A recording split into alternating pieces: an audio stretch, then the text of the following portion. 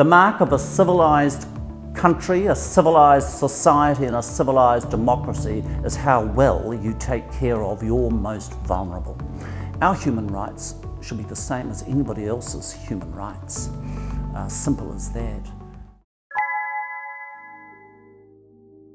Prior to colonisation, there was a place in Māori society for people who were gender different or may have, these things existed.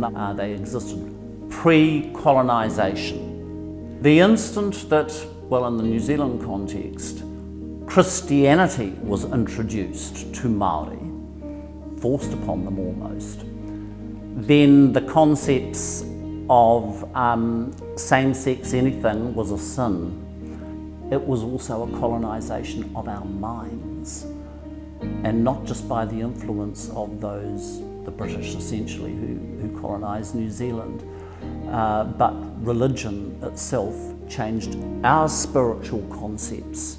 As Māori people, we've always had to fight to not only be heard, but to be understood, and to be able to articulate well enough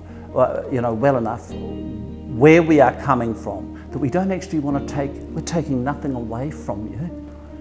And I do get worried that you have an obsession, an unhealthy obsession sometimes, all of you naysayers, to what's between our legs. It's none of your business, and it doesn't actually hurt or affect you. The mark of a civilised country, a civilised society and a civilised democracy is how well you take care of your most vulnerable.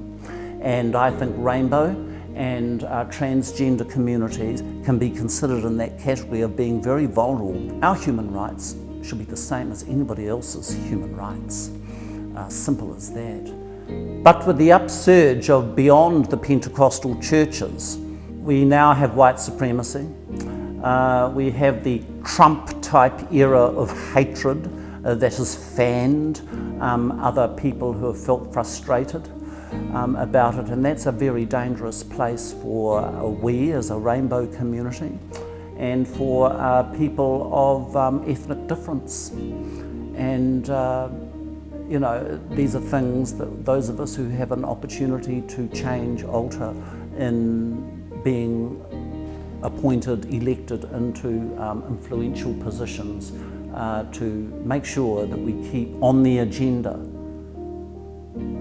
these matters that need to still be addressed and acknowledged. Trans-exclusionary radical feminists have risen up to become very transphobic because we want our gender identity to be officially recognised in our laws and our statutes, and everything that comes off that, whether it be your legal documents, whether it be your right to identify yourself and have that properly recognised, it's vital, it's important to us, it's a matter of life and death for many of us.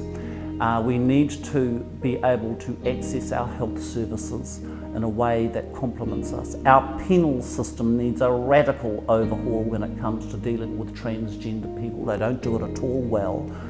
We have managed to win over a majority of New Zealanders who are in our favour when we pass laws like civil unions, like marriage equality. With civil union, we had a terrible venal national debate over it all. It was very destructive.